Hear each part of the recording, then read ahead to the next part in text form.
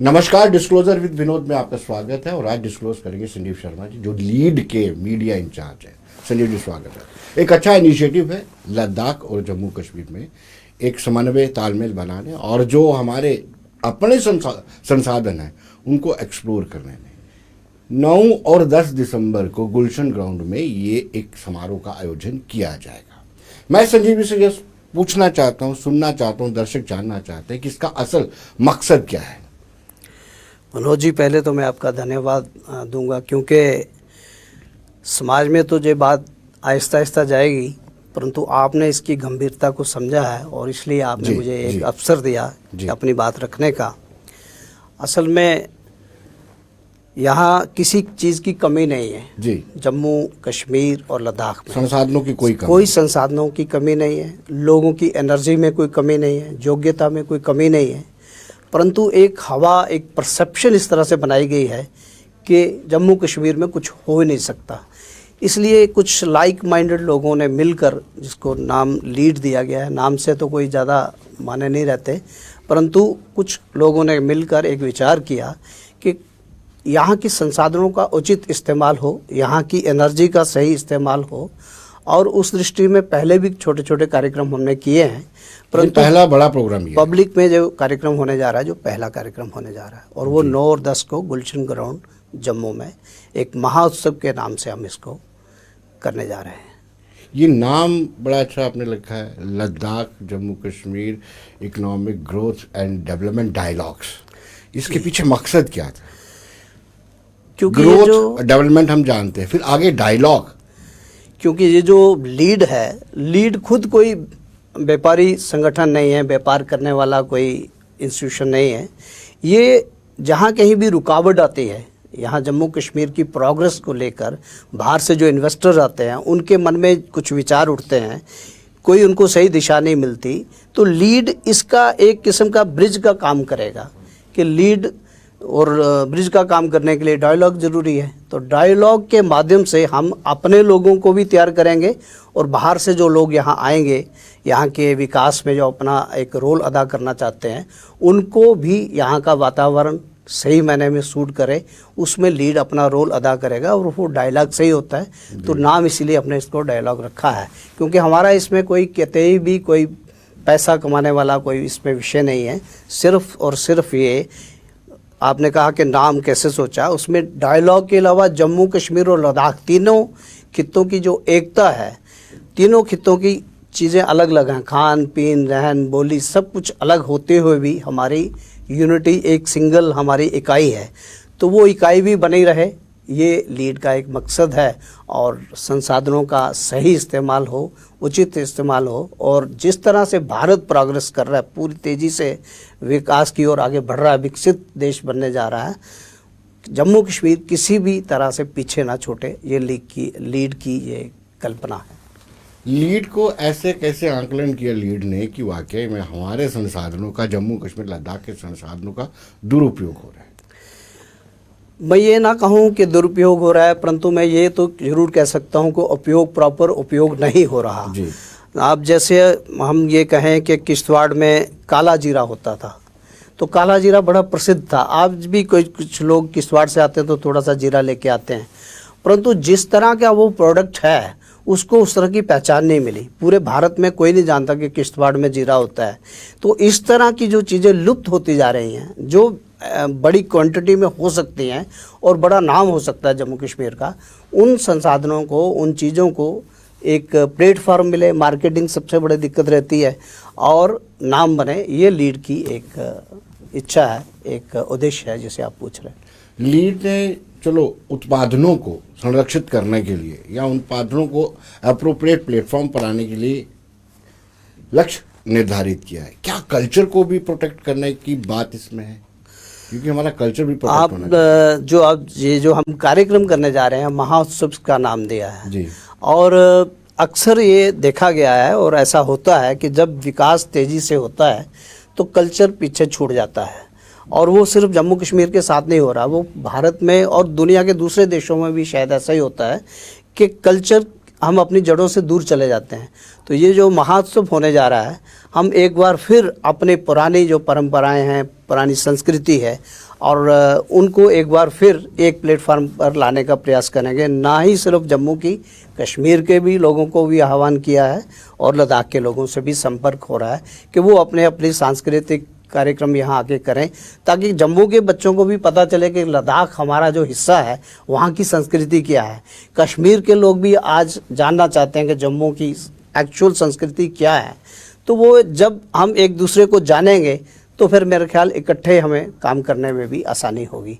ऐसा महोत्सव में आप देखेंगे कि हमने कोई रिस्ट्रिक्शन नहीं रखनी है इस बार। मैं आपके प्रश्न आने से पहले ये कह दूं कि एक ओपन प्लेटफॉर्म होगा। अगर आज भी अगर इस कार्यक्रम के माध्यम से भी अगर कोई सुन रहा है तो उसमें पार्टिसिपेट कर सकता है। अपनी कल्चरल कोई भी उसकी तैयारी है, कोई भी उसमें गुण है, तो वहाँ आके वो प्रदर्शन कर सकता है।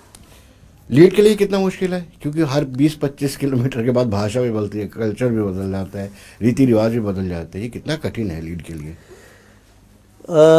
ये बात तो सही है, लेकिन भारत में किसी भी कोने में आप काम करें, ये प्रॉब्लम्स हर जगह आएगी। अब ये जो दिखता ज़्यादा जहाँ ज़्यादा मुश्किल इसके लिए, क्योंकि पहाड़ भी हैं, नदियाँ भी हैं, नाले भी हैं, लेकिन बोली और भाषा और खान पीन ये तो भारत में हर 20-25 किलोमीटर के बाद बदलता है।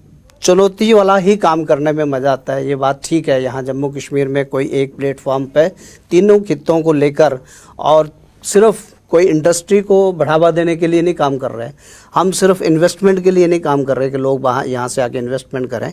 ये हम सिर्फ स्थानीय जो लोग काम करते हैं उनको एक बड़ा प्लेटफॉर्म मिले कि उनका वो जो छोटे छोटे प्रोडक्ट बना रहे हैं परंतु वो अपने ही गांव में बेच पा रहे हैं या नहीं बेच पा रहे, उनको एक ऐसा प्लेटफॉर्म मिले और दुनिया जाने, कम से कम जम्मू कश्मीर के लोग तो जाने कि मेरे डोडा में ये चीज़ बनती है और इसकी इतनी अच्छी क्वालिटी है और ये मैं इससे वंचित हूँ। तो मेन मकसद जो महोत्सव का है कि जम्मू कश्मीर के अंदर जो छोटे छोटे स्तर पे काम हो रहे हैं उनको एक बड़े प्लेटफॉर्म पे हम उनको प्रदर्शन उनका करें ताकि लोगों की जानकारी में आए।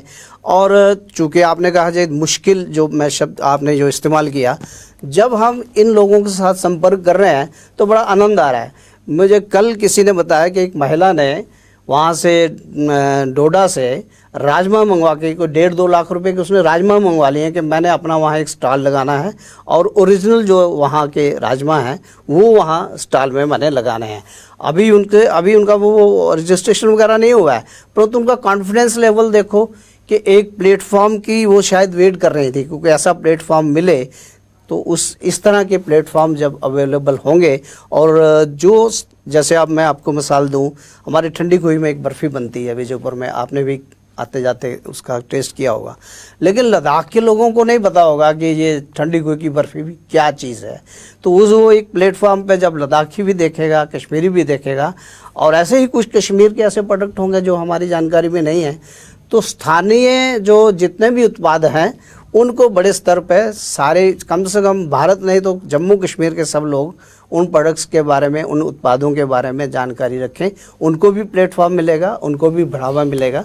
और उसके साथ साथ 2 दिन का ये जो कार्यक्रम है, किसी भी एज ग्रुप का व्यक्ति किसी भी समय यहाँ एंटर करेगा तो उसकी रुचि का वहाँ कार्यक्रम मिलेगा। स्टॉल्स के अलावा कल्चरल प्रोग्राम लगातार चलते जाएंगे। तो वो कल्चरल प्रोग्राम इस तरह के होंगे कि किसी भी वर्ग का व्यक्ति, कोई सैनिक है तो उसके भी इंटरेस्ट के कार्यक्रम हैं, स्टूडेंट्स के भी हैं, छोटे बच्चों के लिए पेंटिंग कंपटीशन है। और पेंटिंग कंपटीशन में भी ऐसा नहीं है कि हमने बंदे चुने हैं कि वो ही अपने बच्चे लाएंगे, नहीं, कोई भी किसी को लगता है कि मेरा बच्चा अच्छी पेंटिंग करता है तो वहाँ आके वो शामिल हो सकता है। संजीव जी, आप मानते हैं कि यहाँ की ज़मीन हमारा संसाधन है, यहाँ की बिजली हमारा संसाधन है, पानी हमारा संसाधन है, लेकिन कुछ ऐसी इन्वेस्टमेंट हमारे यहाँ आई, उन्होंने जो इंसेंटिव थे वो खाए, हमारे संसाधनों का इस्तेमाल किया और फिर वापस लौट गए। क्या लीड इस पर भी काम करेगी कि ऐसे लोग ना आए जो हमारे संसाधनों का इस्तेमाल करके मोटी रकम लेकर के वापस लौट जाए? सही है, वो एक किस्म से देखा जाए तो अपराध ही है जी, लेकिन अपराध हुआ है जी। अभी सरकार भी इस विषय में बड़ी चिंतित है कि कम से कम जो इंसेंटिव ले तो यहाँ वो टिके भी। और इसी सिलसिले में लीड भी ऐसा ही सोचती है, हम जिसे हम कहते हैं डेवलपमेंट ही नहीं, सस्टेनेबल डेवलपमेंट होनी चाहिए, टिकाऊ विकास होना चाहिए। और ये लीड की एजेंडे में आप कह सकते हैं कि हम उन्हीं लोगों को इनकरेज करेंगे। और इसीलिए स्थानीय लोगों को एक बड़ा प्लेटफॉर्म दिया जा रहा है कि हम बाहर के लोगों की तरफ देख रहे हैं, क्यों ना हो अपने ही लोग, क्योंकि यहाँ भी पोटेंशियल की कमी नहीं है। यहाँ भी मैं एक छोटी एज के सरदार जी हैं, बच्चा एक मिला, वो ये रॉकेट साइंस में बड़ी दूर तक की बातें करता है। तो यहाँ किसी चीज़ की कमी नहीं है। तो उन सब लोगों का एनर्जी का इस्तेमाल सही हो और अपने जाएं। उनसे मुलाकात का मुझे भी मौका मिला है सरदार जी से। वो कोई स्टार्टअप्स का एक कार्यक्रम था, तो उसमें वो मिले थे जी। तो मैं बड़ा इम्प्रेस हुआ। छोटी एज है, मैं तो उसकी सारी बातें समझ भी नहीं पा रहा था अगर सही मायने में, क्योंकि नई जनरेशन में बहुत ज़्यादा हमसे ज़्यादा वो, परंतु वो क्वालिफाइड भी उस तरह से था कि मेरे बस की बात नहीं थी उसकी साइंस समझने। परंतु मन इतना खुश था कि मेरे अपने जम्मू में इस तरह के पोटेंशियल के लोग हैं। जी, एक वर्ड यूज़ होता है Sanjeev ji, MM, mining mafia. Mining हमारी है और काम करने वाले पंजाब के लोग हैं। क्या लीड इस पर भी सोचेगी? ये बड़ा कठिन सवाल है। आप कठिन सवालों के लिए जाने जाते हैं और आप अपनी पहचान छोड़ेंगे नहीं। परंतु क्या है कि इस समय मेरा विषय भी नहीं और ये मेरे उसमें आता भी नहीं, परंतु हाँ ये बात, मैं जम्मू का हूँ, ये मेरा कंसर्न है कि मेरी माइनिंग को कोई लूटे ना। जो सरकार की नीतियां हैं उन नीतियों को फॉलो किया जाए। अगर किसी को सरकार की ही नीति में कोई गलती लगती है तो वो भी ओपन प्लेटफॉर्म्स हैं, बात अपनी रजिस्टर की जा सकती है, ग्रीवेंसेस सेल हैं। और आज तो सबको ओपन है कि हम अपनी बात किसी भी प्लेटफॉर्म पर रख सकते हैं। परंतु सरकार की बनाई हुई नीति अगर कोई फॉलो कर रहा है, उस नीति पे अगर माइनिंग हो रही है, तो मेरे ख्याल किसी को आपत्ति नहीं होनी चाहिए। और अगर कोई नीति का उसको खराब करके उसमें कोई रास्ता निकाल के दूसरे तरीके से कर रहा है, तो उसकी तो पूछताछ होनी चाहिए। वो चाहे लीड क्या, वो तो किसी भी नागरिक को पूछने का अधिकार है। संजीव जी, लीड ने एक बहुत बड़ा इनिशिएटिव लिया है, ये जो करने जा रही है जी, लेकिन जितना इसका प्रचार होना चाहिए वो शायद हो नहीं रहा है जी। उसमें कहीं मुझे लैकिंग नजर आ रही है। ये तो मैंने अपनी तरफ से इनिशिएटिव लिया। अभी आपने बड़ा अच्छा किया, मैंने इसीलिए आपका सबसे पहले इसी से शुरू किया कि आपने इसकी गंभीरता समझी जी। और लेकिन कल हमने एक प्रेस कॉन्फ्रेंस जब की है प्रेस क्लब में जी, तो मैं बड़ा खुश था कि जो प्रश्न हमने जो चीज़ें रखनी थी वो मीडिया की तरफ से आ रही थी जी। तो मतलब जोश मुझे लगा उस कल के मीडिया के अंदर एक खुशी की बात थी कि जम्मू में इस तरह के कार्यक्रम होने जा रहा है। परंतु ये सही है कि अभी हमने शहर के अंदर कोई बड़ा होर्डिंग्स, बड़ा उस तरह का प्रचार नहीं किया है। एक आध दिन के अंदर आप उसका असर देखना शुरू करेंगे। सवाल ये भी उठता है कि अभी मौसम इतना ज़्यादा ख़राब नहीं हुआ है जी, आप इसको कश्मीर में या श्रीनगर में भी करवा सकते थे। आपने जम्मू गुलशन ग्राउंड क्यों चुना? फिर ये ना हो लीड पर ये इल्ज़ाम लगे कि ये जम्मू से प्रभावित है। नहीं, रीजनलिज्म में हम विश्वास नहीं करते, हम एक यूनिटी में विश्वास करते हैं जी। और क्या है कि अभी हम बैठे हैं, कोई विचार करें तो जो सुविधाजनक जगह लगेगी वहीं पे हम सोचेंगे कहाँ चलते हैं चाय पीने के लिए। कल को वहाँ अगर कोई कहता है कि हाँ हमारे यहाँ करो और इनिशिएटिव लेता है, तो वहाँ करने में कोई दिक्कत नहीं है। ये सारा जम्मू कश्मीर लद्दाख एक है। प्रशासनिक दृष्टि से बटा है लद्दाख अभी हमारे से, परंतु सांस्कृतिक दृष्टि से कभी नहीं बटेगा। जब ज़रूरत पड़ेगी, जब वहाँ के लोग चाहेंगे कि वहाँ होना चाहिए, तो हम वहाँ करेंगे जी। कितनी एंट्रीज आपके पास है ये कश्मीर और लद्दाख से? जम्मू की बात छोड़ दीजिए, कश्मीर और लद्दाख का, चूँकि अभी शायद कल उसका अवलोकन होगा सारा, कहाँ से कितना आया है। लेकिन सभी जगह हमने निवेदन किया है और इनिशियल जो रिस्पांस आ रहा है अच्छा आ रहा है, और मेरे ख्याल एक आध दिन में पता चल जाएगा। लीड के समारोह में कुछ हटके क्या होगा? वैसे जो आप बता रहे हैं मुझे, वैसे पुलिस पब्लिक मेला भी लगता है वहाँ पे, राजमा चावल वहाँ भी होते हैं, बनते भी हैं और बिकते भी है, एम्ब्रॉयडरीज भी, सब कुछ होता है, पश्मीना के शाल भी वहाँ दिखाया जाता है। लीड और पुलिस पब्लिक मेले में क्या अंतर होगा? हाँ, एक बड़ा अंतर आप वहाँ जाके देखेंगे जी, कि आप जितने भी एग्जीबिशंस लगती हैं सरकारी जी, मैं सरकार की कोई आलोचना नहीं कर रहा, परंतु जितनी भी सरकारी ये मेले लगते हैं और प्रदर्शनी लगती हैं, आप उनकी फोटोग्राफ्स देख लीजिए, जहाँ पर रिकलेक्ट करिए, लगभग वही लोग बार बार होते हैं।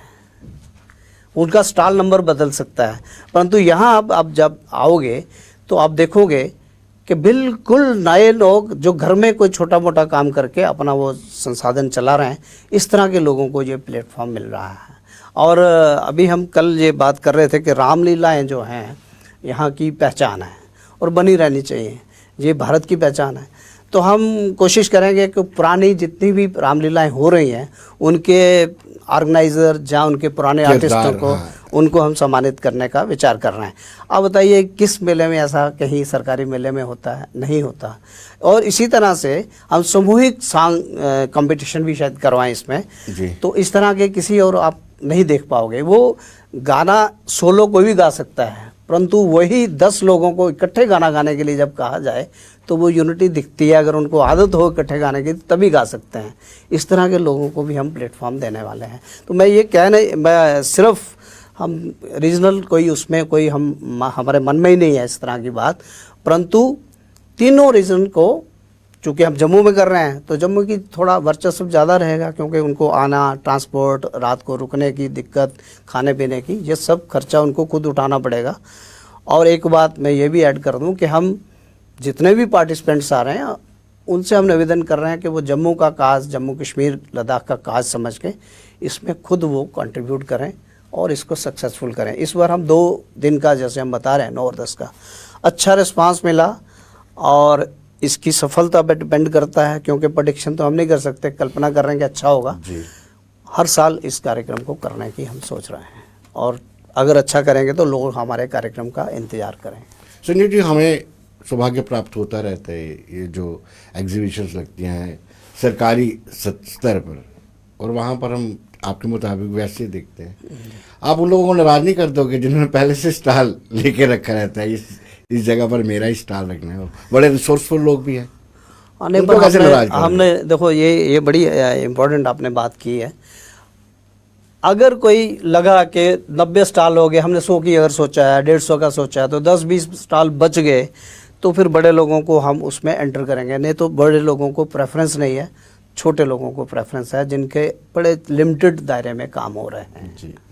जो माइक्रो लेवल पर काम कर रहे हैं संजीव जी, जी, वो जंस्कार में रहते हैं जी, कारगिल में रहते हैं या फिर उड़ी कुपवाड़ा में रहते हैं, संसाधन भी छोटे हैं उनके पास, बिल्कुल, और माली हालत भी उनकी ठीक नहीं है जी। वो जम्मू में आएंगे, रुकेंगे कहाँ पर, किराया कैसे देंगे, ये सारी चिंता का विषय है। उनकी व्यवस्था की चिंता हो रही है और की जाएगी। और समाज में कुछ ऐसे लोग हैं जो इन लोगों को सहायता भी करेंगे। उनसे भी निवेदन हो रहा है कि हम उनका पोटेंशियल सबको दिखाना चाहते हैं और हम ही कोई 10-20 लोग नहीं हैं।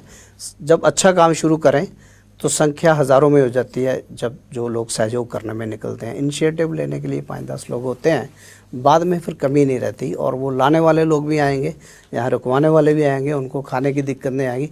सिर्फ हमारी ये कल्पना कि लोग अपना यहाँ हुनर दिखाएं और पूरे प्रदेश जम्मू कश्मीर को एक गर्व का एहसास हो कि ये प्रोडक्ट भी हमारे यहाँ बनता है, ये काम भी हमारे यहाँ होता है, ये पुराना कल्चर अभी ज़िंदा है। हमने महिलाओं ने भी कुछ एक योजना बनाई है कि हम वहाँ पुराने घरों में क्या होता था उस तरह की एक प्रदर्शनी करेंगे ताकि हमारे नौजवान कल्चर के साथ जुड़े रहें। तो वो जो दर्शन होगा वो अपने आप में, आपने कहा ना अलग क्या होगा, तो अलग बहुत सारी चीज़ें होने वाली हैं यहाँ। सावन के महीने में झूले झूलते थे, रुट राड़े हम खेलते थे, बिल्कुल, सज्जा पकड़ के लोड़ी मांगते थे और प्राउड फील होता था। आजकल लोग बेइज्जती महसूस करते हैं। तो उस तरह की चीज़ों एक बार फिर शायद वहाँ आप देखें। आपको संजीव जी लगता है कि हमने अपना कल्चर खोया है, गंवाया है? जरूर लगता है। मैं आपको कैसे लगता है? मैं बताता हूँ कैसे लगता है। मुझे दीपावली के दिन किसी ने साउथ इंडिया से फ़ोन किया, मेरे मित्र हैं, उन्होंने कहा जी आप दिवाली की मुबारक दी, और दीपावली की मुबारक के बाद उन्होंने पूछा आज वहाँ के विशेष व्यंजन क्या हैं जी जो दिवाली को जम्मू में बनते हैं जी। तो I was not able to answer him, क्योंकि हमारे घर में उस दिन ना तो खमीरे बने थे ना अम्बल बना था। तो जब अम्बल और खमीरे नहीं बने, चने की दाल नहीं बनी, तो मैं क्या कहता कि मैं ट्रेडिशनल खाने बना रहा हूँ। हमारे वहीं जो कोई मटर बना रहा है, कोई पनीर बना रहा है, पूरी बनती है, आज वो खमीरा और वो बबरू ख़त्म हो गया। तो मतलब हम अपने उस अब बच्चों को तो टेस्ट ही नहीं रहा उस बबरू का, जी। तो हम डेफिनेटली अपने कल्चर से छूटे जी। हैं। इसलिए ये लीड का एक प्रयास है इस महोत्सव के माध्यम से कि कहीं ना कहीं हम फिर अपनी जड़ों के साथ जुड़े रहें। संजीव जी, हम अपने उत्पादन और संसाधनों को बचा सकते हैं, लेकिन कल्चर को बचाना नामुमकिन और मुश्किल लग रहा है मुझे। मुश्किल है पर नामुमकिन नहीं है जी। मुश्किल, क्योंकि उस कल्चर में खूबसूरती बहुत है। अब आप देखो दुनिया वापस उन चीज़ों पे वापस आ रही है जो हमने छोड़ दी। मिट्टी के घड़े छोड़ दिए थे, आज फिर वो घर में कोई मिट्टी घर में छोटे बच्चों को आप अलाउ करते हैं डोगरी बोले? बिल्कुल। स्कूल में डोगरी बोलने पर फाइन होता है, आप उसका विरोध करते हैं? जहाँ कहीं भी संभव हो करते हैं। मैं एक स्कूल में गया जी। तो मैं स्कूल का नाम नहीं लेना चाहूँगा, स्कूल में गया, मैं पूरा स्कूल घूमा, उनका बरामदा पूरा, तो उस स्कूल के अंदर किसी महापुरुष के चित्र नहीं थे। अब मैं ये कहूँ रिलीजियस या वो नहीं, किसी भी महापुरुष का चित्र नहीं था। मैंने प्रिंसिपल को पूछा, मैंने कहा स्कूल आप जम्मू क्षेत्र में चला रहे हो, आप कोई भी किसी का भी नहीं लगाओ, परंतु यहाँ के जो जिस जगह आपने स्कूल जिस जगह भी खोला है वहाँ का कोई तो महापुरुष होगा। आप स्थानीय महापुरुषों को आदर ना करके कैसे स्कूल चला रहे हो? और इन बच्चों के मन में कौन किसके को आदर्श किसको मानेंगे? आपको? तो ये मन में पीड़ा तो है, और जहाँ कहीं भी मौका लगता है उसका प्रदर्शन करते हैं, परंतु कई बार मर्यादा, कई बार अपनी लिमिट्स रहती हैं, परंतु ये ऐसा नहीं है कि हम अननोटिस जाता है और उसका रिएक्शन नहीं करते हैं। इंडिविजुअल कोई कुछ नहीं होता, सामूहिक ही ये सब चीज़ें आगे चलती हैं। 2003 में मुझे लगता है कि डोगरी को एक शेड्यूल में शामिल किया गया था। जैसे जितनी याददाश्त मुझे, वाजपेयी जी थे तो उन्होंने लाया था, और उसके बाद 2020 में इसको जम्मू कश्मीर में सरकारी भाषा का दर्जा दे दिया गया, लेकिन अभी तक उसको 5th तक पढ़ाया नहीं जाता है। वो ठीक है, वो होना चाहिए, उसका प्रयास हो रहे हैं, क्योंकि मैं उसका अथॉरिटी नहीं हूँ कुछ बोलने के लिए, परंतु मैं तो इस कार्यक्रम से पहले ये सोच रहा था कि शायद आप डोगरी पे इंटरव्यू शुरू करेंगे, परंतु जब चूँकि प्रश्न हिंदी में है तो मैंने हिंदी में बोलना शुरू कर दिया। हमें हर स्टेप पे डोगरी को ही चलाना वो सही है, लेकिन एक बात, जब तक धारा 370 और 35 से यहाँ इफेक्टिव थे, मैं एक बात जरूर कहता था, हिंदी बोलते तो लोग बोलते डोगरी बोलो, तो मैंने कहा डोगरी तो हमारे ब्लड में है, उसको तो हम किसी समय रात को सपने में भी हम डोगरी बोलते हैं, परंतु यहाँ भारत जिंदा रहना चाहिए, और भारत जिंदा रखने के लिए हमें हिंदी की भी यहाँ चलानी अनिवार्य थी, जब तक ये नहीं गया था 370 और 35 से। आज भी उतनी ही अनिवार्यता है, क्योंकि ये भारत भी दिखना चाहिए, ये डोगरा भी दिखना चाहिए। जी। लीड इस वक्त पहले समारोह में, जो 2 दिवसीय समारोह होने जा रहा है जी, कितने नए उत्पादन पब्लिक के सामने रखेगा, जिसमें पब्लिक अनभिज्ञ है, उनको जानकारी नहीं है कि ये उत्पादन भी यहाँ पर होता है? मेरी जो जहाँ तक जानकारी है, लगभग 50 एक नए बिल्कुल ही फ्रेश, बिल्कुल फ्रेश, जो होममेड जिसे हम कहते हैं। अब प्रोडक्ट वो हो सकता है मार्केट में मल्टीनेशनल कोई कंपनी बेचती हो उसी तरह का बढ़िया तरीके से, परंतु होममेड जो हैं वो इस तरह के आप देखने जा रहे हैं। कॉस्मेटिक्स में लेडीज़ घर में कुछ चीज़ें बनाती हैं जी। तो इस तरह के जैसे उन्होंने बताया, कोई ये पिज़्ज़ा जैसे अभी मार्केट में बड़े महंगे मिलते हैं, केक बनाते हैं, एक लेडी को केक बनाती है, वो भी उस तरह के, मतलब होममेड चीज़ें आप पहली बार कम से कम 50 तरह की देखेंगे वहाँ। संजय जी, मुझे थोड़ा सा भय लग रहा है जी, ये अर्बनाइज ना हो जाए। नहीं, क्योंकि आप भी शायरी हैं, नहीं, आपकी जान पहचान भी शायरी लोगों से होगी। नहीं, आपने केक बनाने पर अगर जिक्र किया तो मुझे पता है यहाँ पर बहुत सारे लोग केक बनाते हैं और बड़े महंगे महंगे दामों में बेचते हैं। वो बड़े तो वो आकर के फ्रंट वाला वो ले जाएंगे क्या आपका जो स्टाइल होगा? पहला नंबर तो मैं खुद भी गांव से हूँ जी। वो आपकी जानकारी के लिए 12 घंटे आपके शहर में गुजरते हैं, तो इतनी जानकारी मुझे है। परंतु सही है कि ज़्यादा समय आप जम्मू में रहता है जी, परंतु गांव से हम कटे नहीं। मैं रोज चाहे 12 बजे रात को, लेकिन मैं घर वापस जाता हूँ और सुबह घर से आता हूँ। एक बात, वो आज का विषय नहीं है, परंतु प्रायोरिटी उन लोगों को दी जाएगी जिनको कहीं स्थान नहीं मिलता है, ये आप निश्चिंत रहें। जी। प्रायोरिटी के साथ साथ लीड को कुछ ऐसा सरमाया भी जनरेट करना चाहिए, उनकी आर्थिक तौर पर हेल्प हो सके और निम्न सूद पर, बिल्कुल छोटा इंटरेस्ट देकर?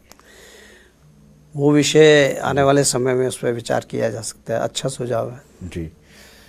क्या लीड जो है उसके पास अपने संसाधन भी होंगे? आप कह रहे हैं नॉन प्रॉफिटेबल ये बिल्कुल। ऑर्गेनाइजेशन जी, है, जी। ऐसे कैसे संभव है? आपने इतने बड़े कार्यक्रम आयोजित कर रहे हैं, आपका खर्चा भी होना है। ये सब समाज से ही हम करेंगे, और जो अपने खर्चे करने के लिए हमने खुद की कंट्रीब्यूशन डाल के ये संस्था शुरू की है। हमने हर मेंबर ने कुछ कंट्रीब्यूट करके इसका मिनिमम जो भी रखा है मेंबरशिप का, वो सबने डाल के इसके रोज़मर्रा के खर्चे हम चला रहे हैं। परंतु कार्यक्रम जितने भी करेंगे समाज के लिए, वो समाज से ही संसाधन जुटाएंगे। रिस्पांस कश्मीर से कैसा है और लद्दाख से कैसा है? कल उसका रिव्यू करेंगे। कड़ी कितनी जुड़ रही हैं? कड़ियाँ जुड़ रही हैं, अच्छी जुड़ रही हैं, क्योंकि हमारे वहाँ लोग काम तो कर ही रहे हैं। कुछ हमारे प्रशासन में भी वहाँ लोग हैं, कश्मीर में भी हैं, वहाँ भी हैं। तो वो सब लोग चाहते हैं कि ये चीज़ सक्सेसफुल हो, और उनके ध्यान में है कि कौन स्थानीय आदमी जो है वो इस महोत्सव की रौनक बढ़ा सकता है जी। तो वो प्रोत्साहित करेंगे। सिक्योरिटी की भी एक कंसर्न रहेगा? वैसे तो हमारा गुलशन ग्राउंड में होगा, गुलशन ग्राउंड में है, तो वो आधा में इश्यू उसमें सॉल्व हो Sort out जाता हो है, जाते हैं। परंतु फिर भी अपने वॉलंटियर्स को हम सचेत रखेंगे। जी। जी, बहुत बहुत शुभकामनाएं आपको। उम्मीद करते हैं कि आपका ये कार्यक्रम सक्सेसफुल रहे और सफलता आगे भी आपको मिलती रहे, और लीड का जो लक्ष्य है, लीड अपने लक्ष्य की पूर्ति करे। संजीव जी, बहुत बहुत अच्छा लगा आपसे मिलकर। बहुत बहुत शुक्रिया आपका, आप हमारे स्टूडियो में आए। धन्यवाद। तो दर्शकों, आप बने रहिए देश दुनिया की खबरों के लिए और मुझे दीजिए इजाजत। नमस्कार।